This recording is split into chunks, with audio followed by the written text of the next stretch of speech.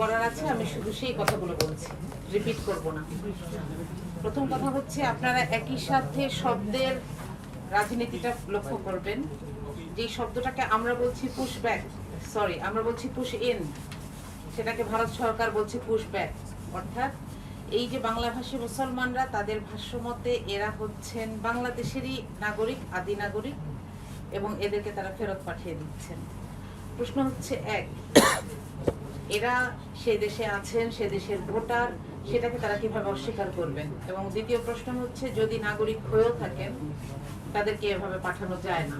যে কোনো নাগরিককে ফেরত পাঠাতে হলে কূটনৈতিক তৎপরতা এবং সেই চ্যানেলেই পাঠাতে হয়।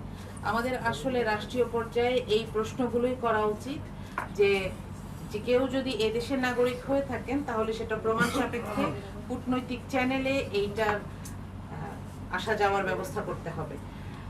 তাদেরকে পরিবার সহ জিরো লাইনে ঠেলে দিয়ে একটা মানবেতর জীবনযাপনে বাধ্য করার মতন অবস্থায় ঠেলে দেওয়া যাবে না।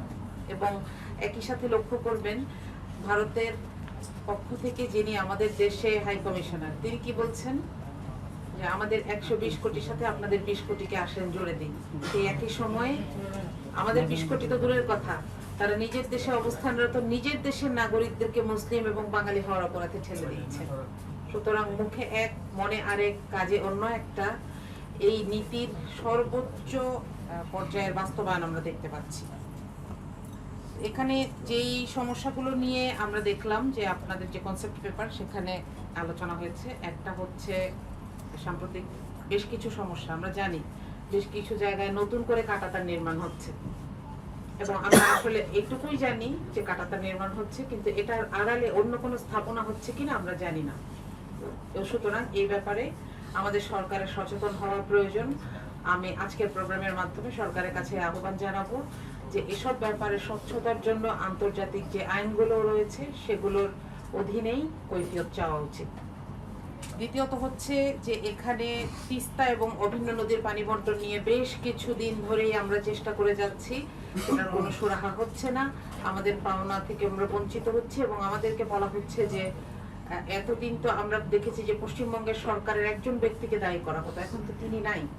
তাহলে এটার ব্যাপারে অগ্রগতি কি, সে ব্যাপারে আমাদের সরকারকে সচেতন হতে হবে এবং সক্রিয় হতে হবে।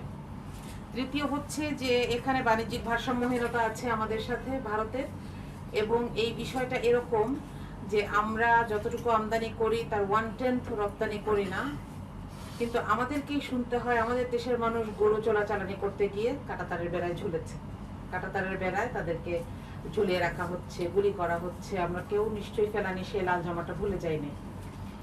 আর সর্বশেষ যেটা নিয়ে বলবো সেটা হচ্ছে আঞ্চলিক নিরাপত্তা।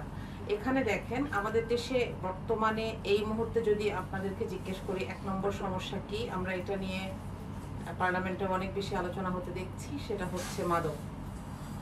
এবং সীমান্ত দিয়েই এর সবচাইতে বড় পোর্শনটা ঢুকছে বাংলাদেশে। এই সবগুলো জিনিসকে যদি আমরা অ্যাড্রেস করি, আমরা আসলে আমাদের সবচাইতে বড় সীমান্ত শেয়ার করি যে প্রতিবেশীর সাথে, সেখানে শত্রুতা করে থাকতে পারবো না। কিন্তু আমরা একটা মর্যাদাপূর্ণ সম্পর্ক চাই, বন্ধুত্বের আগে মর্যাদা, তারপরে না বন্ধুদের প্রশ্ন আসে। এখানে আসলে আমি যে কথাটি বলছি, ICCPR সহ এরকম আর বেশ কিছু ইন্টারন্যাশনাল ল আছে যেগুলোর অধীনে ভারতের কাছে কৈফিয়ত চাওয়া যায়, তাদেরকে জবাবদিহিতা করানো যায়। সর্বোপরি আমি আশা করেছিলাম সরকারের কাছে যে জনাব ত্রিবেদীর এই বক্তব্যের পরে তাকে ডাকা হবে এবং তার কাছে কৈফিয়ত চাওয়া হবে, সেরকম কোনো পদক্ষেপ আমরা দেখতে পাই নাই। তো আসলে ব্যাপার হচ্ছে কি, যে ছোট বাচ্চারাও এই কাজটা করে এবং বড় বড় দেশগুলোও এই কাজটা করে। প্রথম হালকা কিছু আভাস দেয়, লিমিট টেস্ট করে। নতুন সরকার এসেছে, নতুন সরকারে আপনারা দেখবেন যে কূটনৈতিক হিসেবে যাকে পাঠানো হয়েছে তিনি কিন্তু কোনো পেশাদার কূটনীতিক না, তিনি রাজনীতিবিদ, এবং এটা বহুদিনের ট্রেডিশনকে ভেঙে এই কাজটি করা হয়েছে। তার মানে এখানে ভারত এই দেশটাকে সবসময় তাদের রাজনীতির একটা শাখাই মনে করেছে। এই জায়গাটাতে আসলে সরকারের এখনো আমার মনে হয় যে এখনো সময় আছে, খুব দৃঢ় অবস্থান দরকার। শুধু আমাকে ডেকেছে, আমি সেখানে যাই নাই, অন্য দেশে গিয়েছি, এই প্রেফারেন্স দিয়ে কূটনৈতিক মর্যাদা রক্ষার কাজটি শেষ হয়ে যায় না। তো আপনাদের কনসেপ্ট পেপারে আমি দেখলাম যে বেশ কিছু প্রস্তাবনাও আছে, আমি গ্রিন পার্টি সহ এই কনসেপ্টে আপনাদের যে চিন্তা সেটাকে সাধুবাদ জানাই। আসসালামু আলাইকুম।